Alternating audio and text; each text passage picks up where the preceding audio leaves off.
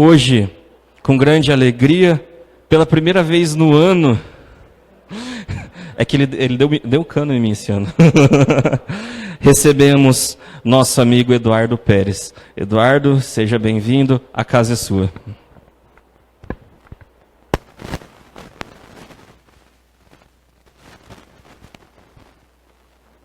Boa noite, tudo bem? Realmente, quanto tempo, não? Quanto tempo. Estava com saudade de vocês, das minhas Duduzetes. E hoje, o tema que eu trouxe para a gente conversar é: será que nós podemos conversar com os mortos? Será que nós podemos conversar com os mortos? Mas antes de entrar nessa reflexão, nós vamos lá para as perguntas do Livro dos Espíritos que nos levam a esse raciocínio, não é? Veja, lá na pergunta 151, Kardec vai fazer uma série de indagações sobre o depois. O que acontece com a gente depois que a gente morre, né? O que é que acontece, para onde a gente vai, como é que a gente vai. Então, na pergunta 151 a 153. Vocês já ouviram falar do seu antenor? Antes de entrar nessas perguntas, já viu? Já assistiu a palestra? Seu antenor era um homem muito bom. Trabalhador, zeloso, pai de família, um homem muito educado, criava os filhos com todo o amor, tratava a esposa com todo o amor, mas seu antenor era rancoroso. Era um homem que, se você fizesse alguma coisa para ele, ele já guardava você num cantinho especial do coração dele, né? E lembraria dessa pessoa que lhe fez mal com certo aborrecimento, guardava rancor. Além disso, seu antenor era um homem que não gostava de algumas minorias. Ele ficava meio irritado, perturbado, aborrecido com comportamentos muito diferentes. Tanto que ele dizia: olha, homossexuais não podem se casar, homossexuais não podem adotar filho, presidiário não merece segunda chance. Se errou, errou, não tem mais essa de segunda chance. Aconteceu alguma coisa com a menina, a culpa é dela, quem mandou ela estar com aquela roupa? Então ele era um homem que ia, se por um lado ele tinha tantas qualidades, era trabalhador, um homem de família, gostava dos filhos, gostava da mulher, por outro lado ele ainda tinha questões a trabalhar dentro dele. Ainda era rancoroso, ainda tinha uma série de preconceitos. Quem é seu antenor então nessa história? Somos todos nós. Todos nós somos seu antenor. Não que todos nós tenhamos exatamente essas questões. Mas veja, essa salada de sentimentos, essa salada de percepções, ora lidamos muito bem com certas coisas, ora temos dificuldade em entender o comportamento do outro, em compreender o próximo, é o que está dentro da gente. O coração do seu antenor representa o coração dos seres humanos, da nossa sociedade, na faixa que nós estamos hoje. Nós estamos aprendendo a lidar com os outros, lidar com as diferenças. Então, seu antenor somos todos nós, que em algum detalhe ou outro ainda guardamos rancor às vezes, ainda temos certos preconceitos, por mais que nós não falemos. Às vezes lá dentro aparece aquela voz, aparece aquela sensação ruim para certas situações. Não é porque a gente tem o filtro social que não quer dizer que a gente não pensa em certas coisas. Mas aí não é para a gente se sentir culpado por pensar isso. É tentar entender por que às vezes pensa isso. Esse é um deslize do nosso jeito de educar. Quando a criança chora, quando a criança sente alguma coisa errada, o que o pai e a mãe falam? Engole o choro. Não pensa nisso, não sofre. Se tem alguém triste, não fica triste não. Não pensa nisso. E a gente cresceu nessa, de não pensa nas coisas ruins. Já percebeu? Já pensou se a mãe falasse assim: não, filho, você está falando mal do amiguinho, mas pensa, por que você está falando mal do amiguinho? Você está triste? Por que você está triste? Você sentiu inveja? Mas de onde vem essa inveja? Se a gente explorasse mais esses sentimentos, não é? Se a gente parasse para pensar: eu estou com inveja, mas por que eu tenho inveja disso? Ou, eu me senti incomodado, me ofendi, mas por que eu me ofendi com isso? Eu estou triste, mas espera aí, por que eu estou triste com isso? Se a gente parasse para explorar, a nossa mente faria tantas conexões, ia refletir tanto sobre o assunto, que a gente ia ver: peraí, não é bem assim, não preciso sofrer por isso.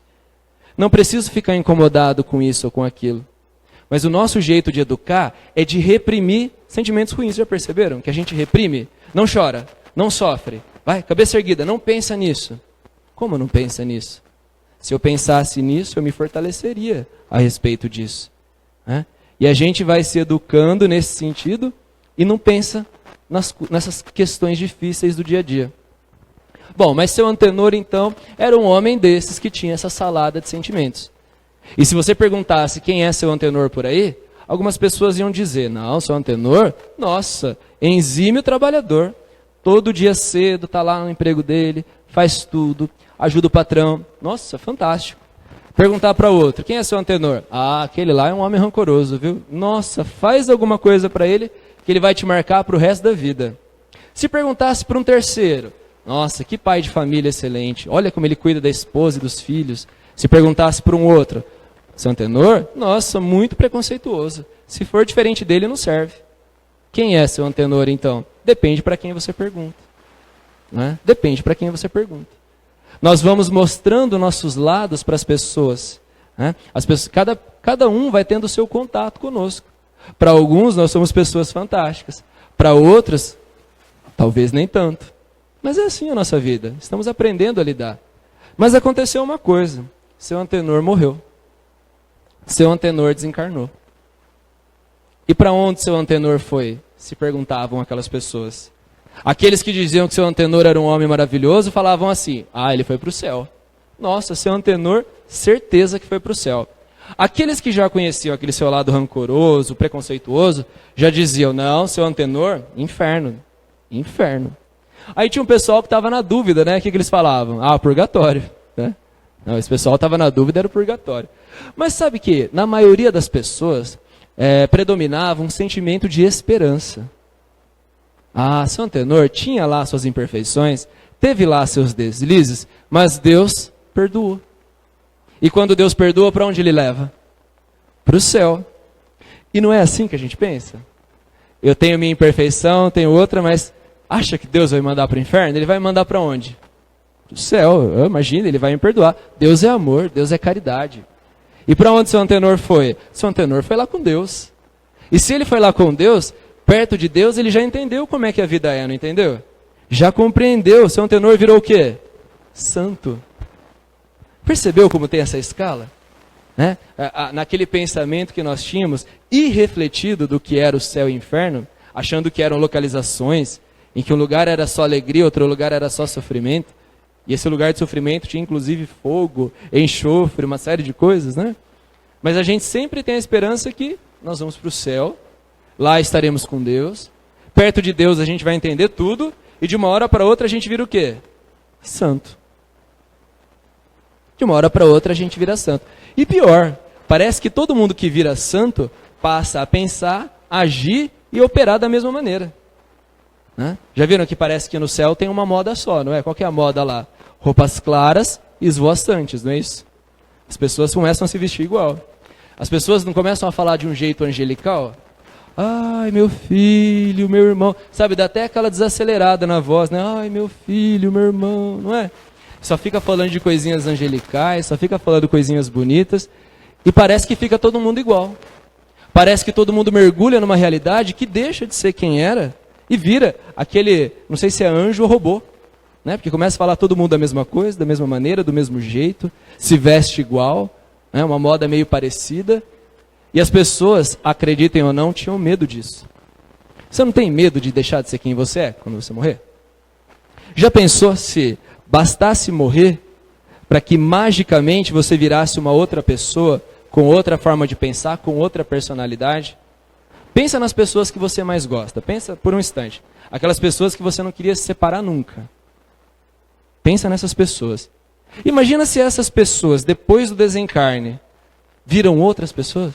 São elas, mas de um jeito totalmente diferente.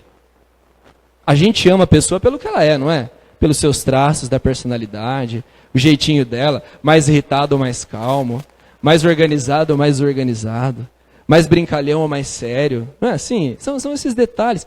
É a personalidade. É aquilo que nos torna um indivíduo indivisível, né? Aquilo que nos torna únicos. Se você pensar nas pessoas que você gosta e falar assim, ó, fala umas qualidades dessa pessoa, você vai saber. Você vai saber quais são as qualidades. Já pensou se ficasse todo mundo igual do outro lado? Então as pessoas achavam que bastava passar por outro lado, que se tornava uma espécie de santo anjo, eu não sei muito bem onde começa um e termina o outro, e ficava todo mundo igual. E aí Kardec perguntou para os espíritos, porque tinha essa ideia, que basta passar para o outro lado, basta retornar para a espiritualidade e todo mundo fica meio igual. E Kardec perguntou lá na 151, que pensar da opinião de que a alma após a morte retorna para o todo universal, ou seja, que pensar dessa ideia que as pessoas têm, que basta morrer para mergulhar naquele todo, para se tornar uma coisa só todo mundo que está lá. Parece que só tem um tipo de pensamento. Dá para levar isso a sério? Kardec perguntou para os espíritos. E aí, é verdade isso? Depois que morre a gente fica todos iguais lá? Deixo de ser eu? Ou a minha individualidade ela continua, ela é preservada? Eu continuo sendo eu? Olha o que os espíritos responderam. O conjunto de espíritos não constitui o todo? Quando estás numa assembleia, fazes parte da mesma, e não obstantes, conserva a tua individualidade. Em outras palavras, eles responderam com um exemplo. Eles disseram o seguinte, olha, vamos responder com um exemplo. Vocês, nesse momento aqui, não formam uma assembleia? Não formam toda a assembleia, então? Formam o todo. Mas, por formarem esse todo, deixaram de ser quem são? Trocou de time? Continua corintiana? Tá vendo? Tá vendo? Continua corintiana. A gente acha que vai melhorar. Calma, mas qual que é uma das leis? Leis de progresso, né? Em algumas encarnações melhor. Brincadeira. Mas enfim, não é porque estamos sentados aqui, formando um todo, que deixamos de ser nós mesmos. E os espíritos disseram isso. Gente, por que vocês estão achando, é como se eles tivessem dito, por que vocês estão achando que basta morrer, desencarnar, para se transformar em outra coisa? Não é assim que funciona. Não é assim que funciona. Não basta morrer para se tornar santo.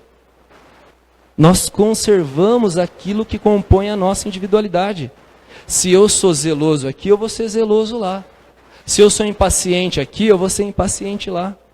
Se eu sou uma pessoa alegre aqui, brincalhão aqui, eu vou ser brincalhão lá. Se eu sou sério, eu vou ser sério. Se eu sou desconfiado de tudo, eu vou ser desconfiado de tudo lá. Ele diz, olha, não vai mudar. Não é porque você foi fazer parte de um todo, ou seja, de um todo espiritual, que você deixou de ser você mesmo. Só mudou de situação. Continua sendo você. Vai fechar o seu olho físico, vai abrir o olho espiritual e continua sendo você.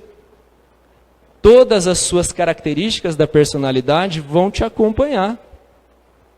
Ou bastava o seu antenor morrer para pronto, aceitava todo mundo do jeito que era, não se incomodava com as diferenças. Não. Para todo o preconceito que ele tinha, ele vai ter que trabalhar um por um até que isso se modifique.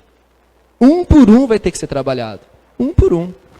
E aí tem uma história no livro Nosso Lar, psicografado por Francisco Cândido Xavier, né?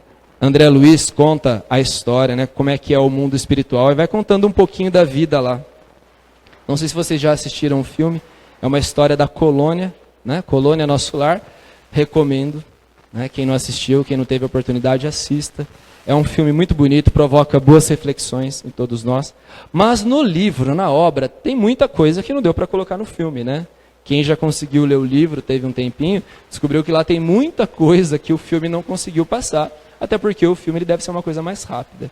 Não dá para fazer todos os capítulos lá. E tem um capítulo nesse livro que não está no filme. E vai contar a história de uma pessoa que desencarnou e conservou o que era. Não virou santo. E aí, vou contar a história para vocês que está lá no capítulo 31 do livro Nosso Lar. Era noite, comecinho da noite, finzinho da tarde, comecinho da noite, lá no capítulo 31. E o irmão Justino, que era um vigilante da colônia, ele ficava nos muros da colônia Nosso Lar, fazendo a vigia. Né? Se vocês já assistiram o filme, sabem que a colônia inteira é rodeada por muros grandes, altos, né? Uma espécie de muralha mesmo. E ele ficava em cima, vigiando, como ele sempre fazia, a sua ronda. Esse era o trabalho dele. Até que ele vê uma mulher se aproximar. Vem uma mulher se aproximando, ela está maltrapilha, suja, machucada, mancando. Ele vê ela se aproximando, olha para ela o encara e diz assim: meu irmão, me ajuda. tô sofrendo demais, me deixa entrar, preciso de alimento, preciso descansar, preciso ajuda com as minhas feridas. E irmão Justino observa essa mulher, ele se compadece dela. Mas ele não tem permissão para deixá-la entrar, porque ele não era o chefe da vigilância, ele era apenas um vigilante. E ele diz para ela, olha, eu vou conversar com quem está no comando nesse momento, porque lá, pessoal, tem hierarquia de trabalho. Lá é tudo muito organizado. Tem um que coordena e aqueles que são coordenados. Né? Ele era um coordenado, ele era um agente, ele não era o coordenador daquela situação. E ele diz para a mulher, olha, eu vou procurar ajuda e depois eu volto aqui para falar para a senhora o que foi que ele disse. Só que ele observa que ela tem uma coisa diferente. E ele se assusta com o que ele vê. Ele adentra na colônia e vai procurar o irmão Paulo, que era o coordenador dessa função. E no meio do caminho, ele encontra Narcisa e André Luiz. Narcisa, a enfermeira que ajuda André Luiz no começo dos trabalhos. Ela é agente da Câmara de Retificação, que são as câmaras que recebem os recém-desencarnados ou aqueles que foram retirados das regiões umbralinas, que foram salvos, e vai passar por um momento ali de regeneração. Então ela cuida dessas câmaras. E estava ensinando André Luiz como é que tomava esses cuidados. Quando Justino passa, ela observa Justino, que estava com o semblante sisudo, preocupado, e diz para ele, meu filho, o que é que está acontecendo? Ele respondeu, olha, chegou uma mulher até os muros da nossa colônia. Ela disse, e aí? E aí que ela estava machucada, com fome. E por que você não deixou ela entrar? Eu não pude, porque ela está com os pontos escuros no perispírito. O perispírito dela está cheio de pontos escuros. Narcisa não acredita no que está ouvindo. Ela tem os pontos escuros? Tem os pontos escuros no perispírito. E aí Narcisa pede, me leve até essa mulher imediatamente. E vão os dois para a muralha, e André Luiz junto. Vê essa mulher, vê o que podia ser feito por ela. Narcisa olha pelo muro e a vê, e fica assustada. Ela sabe a gravidade desses pontos escuros, essas manchas no perispírito dessa mulher. E ela vira para André Luiz e diz, André, observe essa mulher. Vê os pontos escuros? André olha e não enxerga. Ela disse, o seu olhar espiritual ainda está sendo treinado, mas ela apresenta pontos escuros. E a mulher, percebendo que Narcisa olhava, pede socorro, pede ajuda. Narcisa diz, minha irmã, já estamos em contato com o coordenador. Em breve voltaremos com uma resposta. Narcisa, Justino e André Luiz vão conversar com o irmão Paulo, que era então o coordenador daquela noite, pedindo por essa mulher. Chegaram até o irmão Paulo, que estava trabalhando, e dizem, olha, chegou uma mulher até os muros de nosso lar. Ela está machucada, ferida, com fome. Intuitivamente, o irmão Paulo diz, e por que vocês não deixaram ela entrar? E aí Narcisa responde, ela tem pontos escuros no perispírito. O irmão Paulo para tudo o que está fazendo e diz, você viu os pontos escuros? Ela diz, vi com os meus próprios olhos. Ele para o que está fazendo e vai até os portões para ver essa mulher. Quando ele olha pelos portões e a vê, ele diz a Narcisa, eu nunca vi algo parecido. Eu nunca vi nada tão grave como eu vejo nessa mulher. Nunca tinha visto pontos escuros dessa magnitude. E aí, ele vira para Narcisa e diz, nós não podemos fazer nada por ela. Nessa condição que ela está, nós não podemos fazer nada. Narcisa não entendeu nada. André Luiz muito menos. Ué, isso aqui não é nosso lar? Como nós não vamos poder fazer nada por ela? E aí Narcisa diz, mas por que nós não podemos fazer nada por ela? E irmão Paulo diz, conta, olhe para ela, conte, quantos pontos escuros ela tem? E Narcisa começa a contar, um por um dos pontos escuros. E aí ela diz, Senhor, 58 pontos escuros, 58. E aí eu vou pedir permissão para vocês para ler, só a resposta que o irmão Paulo deu, para ser fiel às palavras dele. Ele disse o seguinte, esses pontos escuros representam 58 crianças assassinadas ao nascerem. Em cada mancha, vejo a imagem mental de uma criancinha aniquilada, umas por golpes esmagadores, outras por asfixia. Essa desventurada criatura foi profissional de ginecologia. A pretexto de aliviar as consciências alheias, entregava-se a crimes hediondos, explorando a infelicidade de jovens inexperientes. A situação dela é pior que a dos suicidas e homicidas, que por vezes apresentam atenuantes. Então, o que eram aqueles pontos escuros? O que essa mulher fazia? Ela era uma parteira, era uma profissional da ginecologia, era uma parteira da época. E ela aliviava consciências alheias. Como é que uma parteira alivia a consciência alheia? Imagine naquela época o que era uma menina de uma família nobre engravidar antes de casar. Então as famílias levavam a menina até a parteira, ela tinha a criança e a parteira matava a criança, para não manchar o nome dessa moça e dessa família, o que na época era um escândalo. Não é? Imagine o que era uma prostituta da época ficar grávida de um homem nobre da cidade. Se aquela criança crescesse, ela mancharia o nome da família daquele nobre e seria um potencial o quê? Herdeiro. Então ela ia lá e assassinava a criança. Então esse era o trabalho dela, aliviar as consciências alheias praticando esses crimes. E cada vez que ela praticava esse assassinato, gerava uma energia tão densa, tão forte, que se acumulava no perispírito dela. Bastava olhar para cada uma das 58 manchas que veria a cena do assassinato, a cena do sofrimento da criança. Então aqueles espíritos mais elevados, que tinham o olhar treinado, eles olham para o perispírito e enxergam no perispírito como se ficasse um código de barras. Para cada situação fica impresso no perispírito, né, o que foi que aconteceu. Então eram 58 pontos escuros, 58 assassinatos de crianças. Narciso, escutando aquilo, diz assim: olha, irmão Paulo, eu entendo que ela errou, mas quem de nós não errou? Quem de nós não tem débitos a resgatar? Ele diz: você está certa, todos nós erramos, todos nós temos débitos a resgatar, mas todos nós que pedimos ajuda, queremos ajuda, queremos ser ajudado. Não é o caso dela, ela não quer ajuda. Narcisa fica confusa de novo. Como ela não quer ajuda? Ela está aqui nos portões pedindo para abrir, pedindo socorro. Irmão Paulo, percebendo que Narcisa estava confusa, disse o seguinte: irmã, vamos buscar a prova então. Vamos ver se ela quer ajuda. Irmão Paulo se vira para essa mulher e diz: irmã, o que quer do nosso trabalho? E ela responde de imediato: socorro. Eu quero socorro, preciso de ajuda. Ele diz: tudo bem. Olha o que ele fala para ela: mas minha amiga, é preciso sabermos aceitar o sofrimento retificador. Ele já está dizendo para ela: olha, você precisa aceitar esse sofrimento, porque você está assim porque você quis. Você quis estar assim. Então, primeira coisa, entenda que quem buscou isso foi você. E aí ele diz, ele faz uma pergunta para ela: por que razão, tantas vezes, você cortou a vida dos entezinhos frágeis que iam à luta com a permissão de Deus? E aí ele é direto, ele faz essa pergunta para ela: por que que você se comportou daquela maneira? Por que que você assassinou tantas crianças? E ouvindo inquieta, ela exibiu terrível feição de ódio e respondeu: que me atribui essas mentiras? Minha consciência está tranquila. Empreguei minha existência auxiliando a maternidade na terra. Fui caridosa, crente, boa, pura. É essa a resposta dela.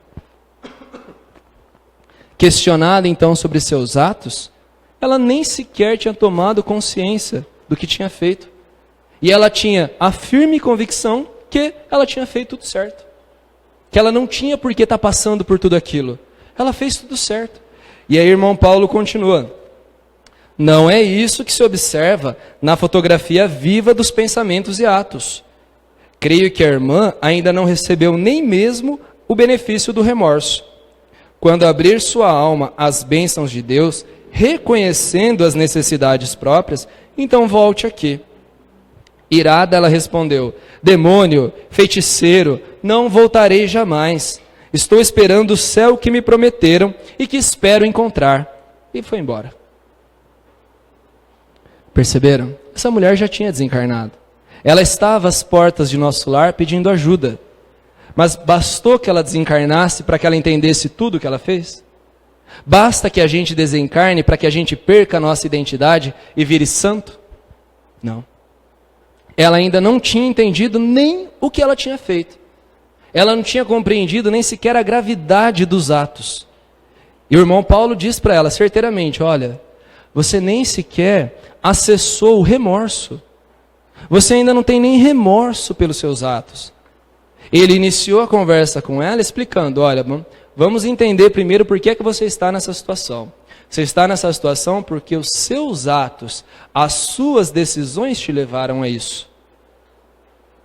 E aí quando ela é questionada mais profundamente, ela fica brava, diz, não, você está louco. Eu fui boa, pura, trabalhei. Não é isso aqui que eu mereço um céu diferente. Mereço um céu diferente, me prometeram outra coisa.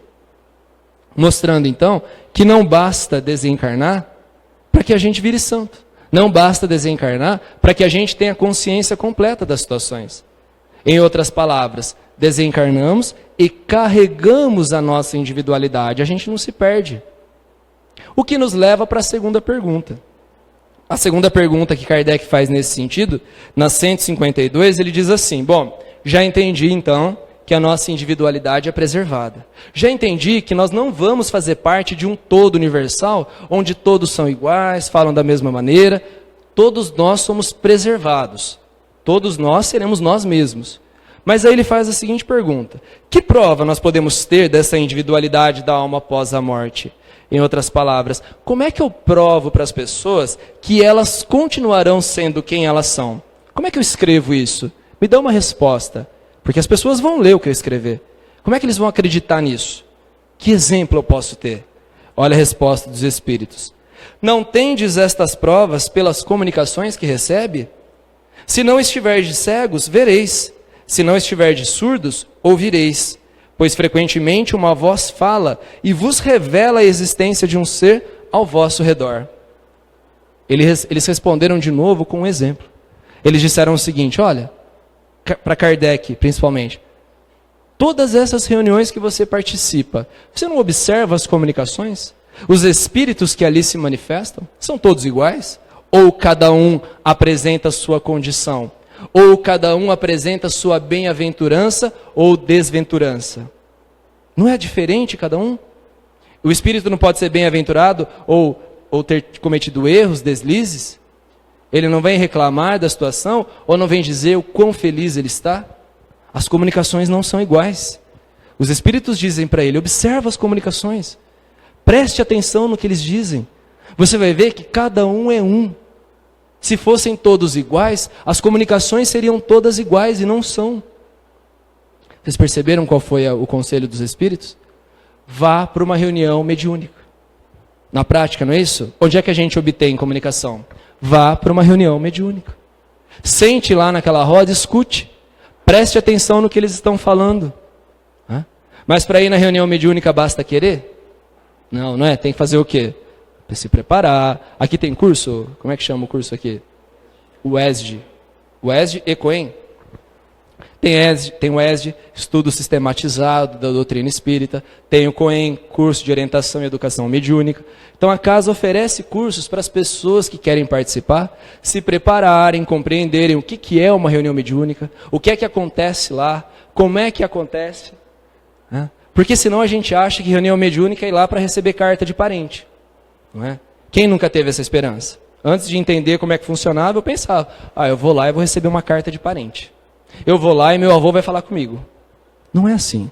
A gente vai se preparar para compreender o que é esse intercâmbio.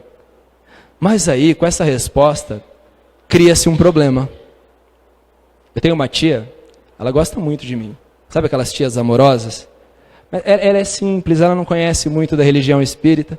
Um dia ela me chamou numa festa de família, num canto, e falou assim, filho, quando que você vai ter uma religião de verdade? Do jeitinho simples dela. Ela falou com todo amor. Para de ficar nessa religião, nessas coisas aí, de ficar falando com morto. Não pode. Está escrito na Bíblia. Quem fizer isso está condenado. Está escrito lá. Vai para uma religião boa. Não fica falando com morto, não. Você acha que é o morto que está falando com você, mas você sabe quem é que está falando com você, né? Um jeitinho simples. E aí ela falou assim, ela usou outra palavra, ela falou assim, vocês ficam lá invocando? Quem que você acha? É evocando, né, mas tadinha. Vocês ficam lá invocando, quem que você acha que vai lá responder? E se eu falar para vocês que de certo modo ela está certa? Nem sei onde eu deixei minha água. Ah, está escondida aí. E se eu falar para vocês que de certo modo ela está certa? Que está escrito que é proibido fazer isso. Está preparado para isso? Está aqui não é? É proibido, está escrito. Moisés, o legislador, né, o grande profeta, aquele que trouxe a primeira revelação. Olha lá no Antigo Testamento, não tem os 5 livros? O Pentateuco mosaico? 5 livros de Moisés. No último livro, em Deuteronômios, lá no capítulo 18, versículo 11, ele escreveu o seguinte. Olha o que ele escreve. Dentre vós não tereis aquele que consulta feiticeiros, adivinhos, necromantes, necro quer dizer morto, mantes, aquele que mexe com eles, não terá necromantes, e lá no finalzinho ele coloca, e nem aquele que consulta os mortos, que indaga os mortos. O verbo lá é darash, ou seja, indagar, perguntar. Então ele diz, ó, não é para ter dentre vós nenhum desses. Está proibido. Minha tia está certa ou não está? Moisés falava em nome de quem? De Deus, não falava em nome de Deus? Jesus não tinha nascido ainda, ele falava em nome de Deus. E aí, se Moisés falou em nome de Deus que não podia, por que tem reunião mediúnica? Paulinho? Não responda ainda. Não responda ainda. Ainda não é hora da defesa, só estou indagando. Paulinho é advogado, ele já vai trazer testemunha, já vai falar com... Não dá, né? Preciso falar para ele, espera um pouco. Mas e aí, se Moisés proibiu? Mas olha que proibição estranha. Já estudou o Paulinho, né? Tem mais alguém que é advogado aqui? Paulinho, então você não mente, tá? Só tem você aqui. Né? Então veja, a ciência do direito, a faculdade de direito, a ciência do direito tem algumas regras. Não se proíbe algo que é impossível de acontecer, concorda? Você acha que o direito vai proibir algo que é impossível de acontecer? Então, se Moisés proibiu, ele proibiu uma conduta que era o quê? Possível. Pela lógica, é possível. Então, pessoal, já começa aí a história. É o primeiro registro oficial da vida após a morte. Ué, se está proibido consultar os mortos, é porque o quê? Era possível consultar os mortos. Espera aí, se morto fala, quer dizer que ele não morreu totalmente. Alguma coisa sobreviveu. Está aí a primeira prova de que existe vida após a morte. Está na Bíblia. Mas está no Novo Testamento? Está com Jesus? Não. Está lá no Antigo Testamento. Ou seja, há mais de 3.000 anos já tinha alguém registrando que era possível falar com os mortos. Já tinha lá a prova cabal, escrita. Tem gente falando com os mortos, está proibido. E tem uma outra regra no direito. Não basta ser uma conduta possível. Tem que ser uma conduta nociva, que faz mal, e reiterada, recorrente, que aconteça sempre. Então, falar com os mortos não era apenas possível, era um hábito. Além de ser possível, era um hábito. As pessoas falavam, consultavam, buscavam os médiuns, que eles chamavam de feiticeiro, adivinho, oráculo, né? Escutaram esse termo, oráculo? Com muita frequência. Procuravam tanto que Moisés percebeu aquilo e falou, está proibido. As pessoas começaram a procurar os espíritos para tudo, absolutamente tudo. Perguntas simples, levianas, infantilizadas, brincavam com os espíritos. Veja, se na época de Kardec, que foi 1856, 1857, as pessoas da sociedade europeia faziam as reuniões das mesas girantes, lembram disso? Que a sociedade europeia descobre reunião mediúnica, descobre que dá para fazer perguntas para o invisível, então eles se reuniam em tom de festa, era um evento social. A alta sociedade europeia se reunia nas casas dos nobres e fazia pergunta para as mesas, para o invisível. Mas que tipo de pergunta você acha que eles faziam? Sobre a vida? Sobre quem somos? Para onde vamos? Adivinha o que eu tenho na mão? Com que letra começa a pessoa que eu vou casar? Era assim. Posso ir pescar amanhã? Vai ter peixe? Eram perguntas bobas, levianas. Diz a inicial da minha esposa, diz a inicial do meu marido. Onde meu marido está agora? Com quem? Aí se respondesse, né? A pessoa ia ter um susto. Mas enfim, eram essas perguntas. que se fazia. Agora, se em 1856, que foi pós-século das luzes, intelectualidade avançada, era essa bobagem, era essas perguntas levianas, calcula como era na época de Moisés. Quão mais infantil e leviano era? Quão mais infantil e leviano era? E Moisés percebeu que as pessoas estavam trazendo os espíritos para fazer essas perguntas. Agora, pensa comigo. Quem vai lá responder essas perguntas? Imagina que eles chamam um espírito elevado. O espírito elevado aparece ali, né, no médium, para o médium. Vai lá, se comunica. Pois não, meu filho, o que você quer? O que eu tenho na mão esquerda? Meu filho, eu estava coordenando um hospital. Estou ali dando um curso para os futuros médicos. Você me tirou de lá para isso? Não, desculpa. Vai ter peixe amanhã? Posso ir pescar? Meu filho, eu estou coordenando uma legião de espíritos que estão evoluindo. Você me tirou de lá para isso? Quem começou a responder perguntas? Você acha que o espírito elevado iria vir para responder essas perguntas? Quem começou a responder? Espíritos levianos, espíritos brincalhões, espíritos zombeteiros, espíritos ignorantes. E você acha que um espírito leviano, zombeteiro, ignorante, vai ter a responsabilidade de responder coisas coerentes? Você acha que ele vai ter a responsabilidade de deixar a vida daquelas pessoas melhor? Moisés percebeu então que as pessoas viraram joguete na mão desses espíritos e proíbe. Não, a partir de agora está proibido então. Está proibido. Tanto que no livro O Consolador, Paulinho falou assim, nossa, o que você vai fazer com tanto livro hoje? É que esse assunto, ele demanda bastante, é um quebra-cabeça, né? Então a gente vai pegando em vários livros para entender o que foi que aconteceu. E lá no Consolador, pergunta 274, tem exatamente uma pergunta sobre esse assunto. E é assim a pergunta. Qual a intenção de Moisés, no Deuteronômio, recomendando que ninguém interrogasse os mortos para saber a verdade? Perguntaram para Emmanuel, porque a dúvida era, olha, está dizendo que é proibido. E aí nós vamos ficar conversando com vocês? E aí Emmanuel responde, diz assim, antes de tudo, faz-se preciso considerar que a afirmativa tem sido objeto injusto de largas discussões por parte dos adversários da nova revelação que o Espiritismo trouxe aos homens, na sua feição de consolador. Ele já começa dizendo, essa situação criou polêmica para vocês, não criou? Criou, olha minha tia. Não é? Não foi uma das que criou polêmica comigo? Imagino que vocês já tenham passado por isso. Imagino que quando fala espírita, as pessoas, nossa, espírita. Outro dia eu estava dando aula e começam as turmas novas. Não sei se já contei isso para vocês, que eu sou meio repetitivo. E aí, cheguei numa sala de colegial, né, no noturno, veio uma moça e sentou na minha frente. Parecia que eu estava respondendo uma enquete, me sentia interrogado. O que eu fazia, o que eu era, onde que eu ia, o que eu gostava de fazer. Até que a menina perguntou, você tem religião? Eu falei, tenho, eu sou espírita. Ela voou do outro lado da sala. Parecia... Não sei o que foi que ele entendeu. Quase que eu falei, moça, mas eu não mordo, calma. Ela falou assim, professor, não, tá tudo certo, boa aula aí, viu? Nossa, a menina voou do outro lado da sala. Fiquei impressionado. Eu falei, eu vou usar isso em toda a sala agora. Mas não funcionou em toda a sala. Tinha até uns espíritas que davam trabalho em umas outras salas. Mas tudo bem. Enfim, as pessoas têm medo. As pessoas não entendem. Acham que a gente, usando aquela palavra que a minha tia usa, invoca o demônio. Sendo que demônio, o que é demônio? Daimon é o quê? Espírito? As pessoas não entenderam. Não procuraram entender.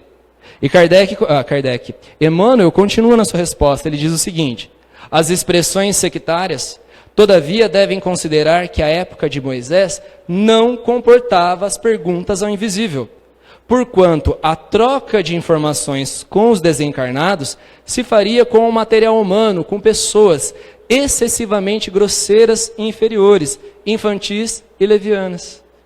Não pôde continuar essa conversa. As pessoas não tinham maturidade para conversar com os espíritos. E teve gente que achou que Moisés era um ditador. Falou assim, mas Moisés, por que ele proibiu tanta coisa? Moisés sabia extrair o bom da espiritualidade. Não foi ele que subiu ao Monte Sinai e trouxe os 10 mandamentos? Como é que ele conseguiu esses 10 mandamentos? Através de atividade mediúnica. Ele foi o primeiro psicógrafo registrado.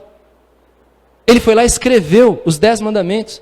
Foi a primeira psicografia num livro de pedra. E ele proíbe? Sim, ele proíbe. Ele estava protegendo as pessoas de quem? Delas mesmas. Porque se elas eram levianas, infantis, que faziam aquelas perguntas, que estavam perdendo a noção de responsabilidade, chega uma hora que o pai fala assim, bom, se você não consegue mexer no controle remoto, eu vou colocar o controle remoto aqui em cima. Se você não sabe lidar com o invisível, não pode mais, está proibido. Até que você aprenda a lidar com o invisível. Até que você aprenda a fazer pergunta para os mortos. Agora vocês não conseguem. E proibiu. Mas aí o tempo foi passando. Passaram-se 1200 anos. Quem nasceu? Jesus. E Jesus por 30 anos, né, era uma criança diferente, um adolescente diferente, mas ele começa o trabalho dele aos 30 anos. Depois que ele passa pelo deserto, ele começa a pregação. E aí o que acontece? Ele reúne os apóstolos. Ele vai passando de povoado em povoado. E o que é que ele fala para os apóstolos? Vai lá e cura. Os apóstolos eram médicos.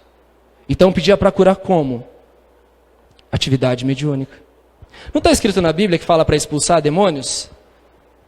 Foi traduzido assim, né? Expulsar demônios. Mas o correto é, lide, saiba lidar, deem conta dos dêmons. O que é dêmons? Espíritos. Deem conta dos dêmons. Só que se dêmon era uma coisa ruim, o que era dar conta deles? Expulsar. Quando na verdade qual foi a orientação? Deem conta, lide com eles. Lide. Acha que Jesus ia mandar expulsar algum filho dele, algum irmão dele?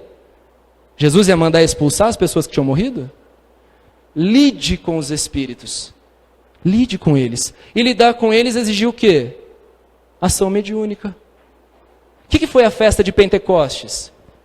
A festa de Pentecostes, o que é que se conta? Não foram as línguas de fogo que desceram sobre os apóstolos e eles começaram a falar em línguas diferentes?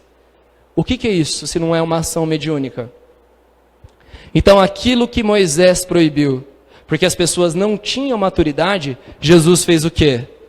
Liberou. Jesus vem e libera. Liberta o povo para que se converse, então, com os mortos. Para que se indaguem os mortos.